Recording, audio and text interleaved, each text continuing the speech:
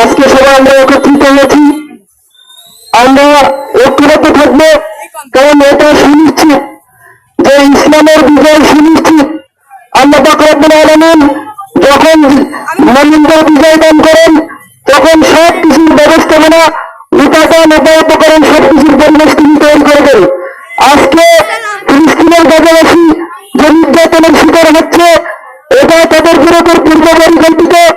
এই জনবাদ ইহুদিদের বিরুদ্ধে মুসলমানরা যেভাবে গাজাবাসীরা এরা বর্তমান কণ্ঠে বলতে শুরু করেছে, আল্লাহ তুমি আমাদের কাছ থেকে যত রক্ত নিতে চাও না, যতক্ষণ না তুমি সন্তুষ্ট হও, হ্যাঁ মুসলমান জাতি, যতক্ষণ না আমরা এই কথা বলতে শিখবো যে আল্লাহ তুমি আমাদের রক্ত ততক্ষণ পর্যন্ত নাও, যতক্ষণ না তুমি সন্তুষ্ট হবে ততক্ষণ পর্যন্ত এই দিন বিজয় হবে না। অর্থাৎ এই দিন বিজয় সুনিশ্চিত কাতার মাটিতে রঞ্জিত সারা বিশ্ব ইসলামের কালিমার পতাকা উঠবে, কোনো সন্দেহ নয়। আজকে দ্বিতীয় কাজা হিসেবে আমাদেরকে আহ্বান করতেছে আমাদের হিন্দুস্তান। ভারতীয় মহাদেশে দ্বিতীয় কাজার পরিবেশ পরিস্থিতি তৈরি হয়েছে, দুপুরে মুসলমানদেরকে খুবই হত্যা করা হচ্ছে, সেখানে নামন্দের শিলতাহানি করা হচ্ছে, তাদের ইজ্জত নিয়ে এভাবে তাদেরকে তারা হাসিলা করা হচ্ছে। সম্মানিত জনতা, বিজয় সুনিশ্চিত সুন্দর ইসলামের বিজয় এখন হচ্ছে তাওহীদ আর জিহাদের মধ্যে। তাওহীদ আর জিহাদের বিকল্প ইসলামের বিজয় হবে না। ওদের সব তন্ত্রমন্ত্র মধ্যে বিশ্বের মুসলমান এক হয়ে যায়, তাওহীদের সাথে জিহাদের সাথে আছে। যেমন আফগানিস্তানের মুসলমানরা তাওহীদের পক্ষে জিহাদের সাথে এসে তারা বিজয় সুনিশ্চিত করেছে, তারা ইসলামের শাসন প্রতিষ্ঠিত করেছে। অর্থাৎ সব তন্ত্রমন্ত্র মধ্যে শুধু তাওহীদ আর জিহাদের সাথে এসে ইসলাম বিজয় করতে হবে। আমরা একমত আছি না? আমরা চাই এখান থেকে প্রতিবাদ জানাতে যে ইহুদি নাসারানি শিরকদের সকল প্রকার পণ্য আমরা বর্জন করবো। আজকে রাজি আছি তো? আমরা আমাদের ভাইদের রক্তের একটুটা আমরা চিন্তা দিতে হবে ইনশাআল্লাহ। আমরা তা আমাদের সবাইকে তৈরি করবো। আলহামদুলিল্লাহ ওয়াকাফা ওয়া সালামুন আলা ইবাদিল্লাযিনা ইসতাফা, আম্মা বা'দ। أعوذ بالله من الشيطان الرجيم. بسم الله الرحمن الرحيم. واعتصموا بحبل الله جميعا. সম্মানিত তাওহীদি মুসলিম উম্মাহ, আমি আপনাদের সকলের খেদমতে একটা কথা বলতে চাই। আজকের এই জায়গায় আমরা দাঁড়িয়ে আছি, আমার ভাই আপনাদেরকে বলতে চাই এখানে উপস্থিত নাই, বরং আমরা আছি এখন আমার কাজার নির্মমভাবে নির্যাতিত নিষ্কাশিত সেই মুসলিম মুসলিম ওই যে শিশু সন্তানেরা যারা হত্যা হয়েছে, যারা শাহাদাত বরণ করেছে, আজকে নবাব জমিনে নয় বরং তাদের সাথে ময়দানে থাকলে যে পরিমাণ সওয়াব হয় আমরা সেই সওয়াবের ভাগে হচ্ছি। সম্মানিত মুসলিম উম্মাহ, বদরের প্রান্তে রক্ত দিয়েছে, ওদের ময়দানে রক্ত দিয়েছে। আল্লাহর নবী স্বপ্ন দেখলেন একটি তরবারি হাত দিয়ে ধরেছেন, তরবারিটা ভেঙে গেছে, আবার জোরে ধরছেন, তরবারিটা মজবুত হয়ে গেছে। আর মজবুত তরবারি তাড়ানোর পরে আল্লাহ তাআলা বিজয় দান করেছেন। আল্লাহর নবীর স্বপ্নের ব্যাখ্যা হলো ওদের ময়দানের শুরুতে মুসলিম উম্মার কিছু পরাজয় থাকতেও পরবর্তীতে আল্লাহ তাআলা বিজয় দান করবেন। আমরা আমাদের জীবনের শুরু থেকে ফিলিস্তিনের কথা শুনে আনছি, আস্তে আস্তে আজকের যে সত্য সংবাদ, প্রায় 350 মুসলিম উম্মাদেরকে নির্যাতিত ভাবে নিষ্পেষণ ভাবে হত্যা করা হয়েছে, রক্তে রঞ্জিত করা হয়েছে। আমরা আল্লাহর কাছে দরখাস্ত করতে চাই এই রক্তে রঞ্জিত এই সময়টাকে আল্লাহ তাআলা তাদের জন্য বিজয় দান করেন, যেমন বিজয় হতে পেরেছিল।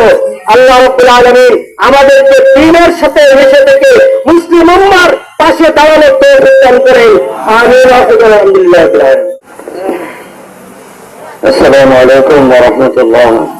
আলহামদুলিল্লাহ ওয়া কাফা ওয়া সালামুন আলা ইবাদিল্লাযিনা ইসতাফা, আম্মা বা'দ। মুহতারাম উলামায়ে কেরাম এবং তাওহীদি জনতা কর্তৃক আয়োজিত আজকের এই সমাবেশের সকলকে মুবারকবাদ জানাচ্ছি।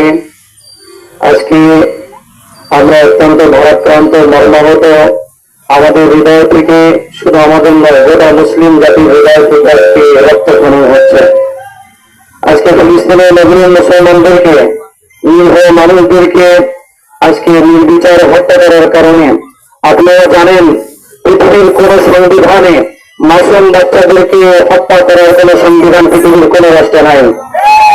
পৃথিবীর কোন সংবিধানে মা বোনদেরকে নিরীহ অবলা সরলা মা বোনদেরকে বৃদ্ধ বৃদ্ধাদেরকে হত্যা করার কোন সংবিধান পৃথিবীর কোন রাষ্ট্রে নাই। আজকে আমরা এখান থেকে দায়িত্বহীন কণ্ঠ করতে চাই এবং আমার সম্মানিত যে সমস্ত সাংবাদিক ভাইরা রয়েছেন তাদের কাছে আমি আহ্বান করতে চাই, আজকে গোটা পৃথিবীর মধ্যে আজকে যুদ্ধ চুক্তি ভঙ্গ করে আজকে পৃথিবীর সব থেকে বড় টেররিস্ট সব থেকে বড় সন্ত্রাসী ইসরায়েল তাদেরকে আপনারা নিজের আপনাদের সংবাদ মাধ্যমে পৃথিবীর সব থেকে বড় সন্ত্রাসী হিসেবে আখ্যায়িত প্রকাশ করতে যদি আপনারা যদি ইসরায়েল ইহুদি ডোনাল্ড ট্রাম্প গুজরাটের বসায় নরেন্দ্র মোদীকে বিশ্বের সব থেকে বড় সন্ত্রাসী যদি আপনারা আখ্যায়িত না করেন, আপনাদের পৃথিবীকে যদি না দেন, আল্লাহর বিচারের কাঠগড়ায় আপনাদের শরীর জবাব দিতে হবে ইনশাআল্লাহ।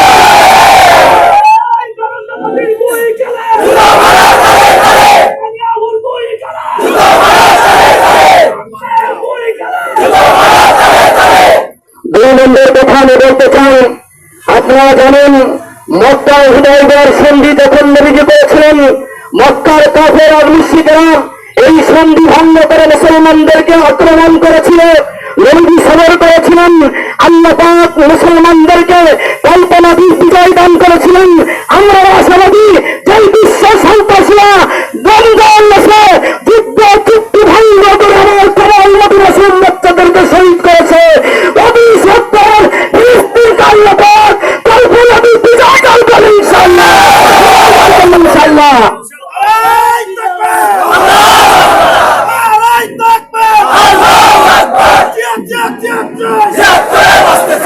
তিন নম্বর কথা আমি বলতে চাই, আজকে ইসরায়েলদের বিরুদ্ধে হয়তো আমাদের জিহাদে যাওয়ার সমর্থ নয়, কিন্তু যারা অর্থনৈতিক স্বাবলম্বী হন, যেই অর্থের যে আমাদের কেনা ট্যাক্স আর ভ্যাটের টাকায় লাভবান হন, তারা যেই লাভবান হয়ে আমাদের পণ্যের টাকায় অস্ত্র কিনেন, আমার কোন উন্নতি সন্তানদেরকে হত্যা করছে, কোন মুসলমানের সন্তানরা তাদের পণ্য ক্রয় করতে পারে না।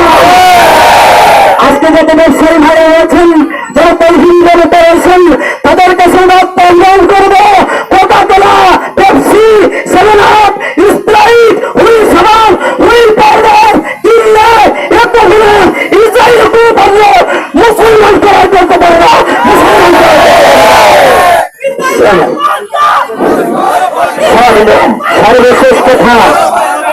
সর্বশেষ কথা আপনি ইতিমধ্যে জেনেছেন, ইলেকট্রিক মিডিয়ার মাধ্যমে প্রিন্ট মিডিয়ার মাধ্যমে আপনারা জেনেছেন, আমাদের পার্শ্ববর্তী রাষ্ট্র সংখ্যালঘু মুসলমানদের উপর নির্বিচারে হত্যাযজ্ঞ চালানো হচ্ছে। তাদেরকে সঠিকভাবে নামাজ পড়তে দেওয়া হচ্ছে না, তাদেরকে শীঘ্র ঘুরিয়ে দেওয়া হচ্ছে, বস্তু বিক্রি অপরাধে হত্যা করা হচ্ছে, পুরী খেলায় রং দিতে বাধা দেওয়া হয়, তাদেরকে নির্মমভাবে হত্যা করা হচ্ছে। নরেন্দ্র মোদীকে আমরা হুঁশিয়ারি বার্তা দিতে চাই, আমাদের শেষের এক জগদ্দল পাথর স্বৈরাচার বসেছিল, আমাদের বুকের চাপিয়ে বসেছিল। এই দেশের প্রকৃতি জনতা, এই দেশের হাজার হাজার কমল নদীর সন্তানদের রক্তের বদৌলতে সেই স্বৈরাচার তোমার এইখানে গিয়ে আশ্রয় নিয়েছে। তুমি যদি মনে করেন এই বাংলাদেশের এই অবৈধ স্বৈর শাসককে তোমার অবৈধ স্ত্রী নিয়ে মুসলমানদেরকে হত্যা করবে, আমাদের ইমামে কেরাম আমাদের বাংলা যদি আমাদেরকে নির্দেশ করেন, খোদার কসম করে বলতে চাই, বাংলাদেশ যেইভাবে স্বৈর শাসক মুক্ত হয়েছে, ইন্ডিয়ার নরেন্দ্র মোদী তার অবৈধ স্ত্রীকে ভারত থেকে উৎখাত করা হবে।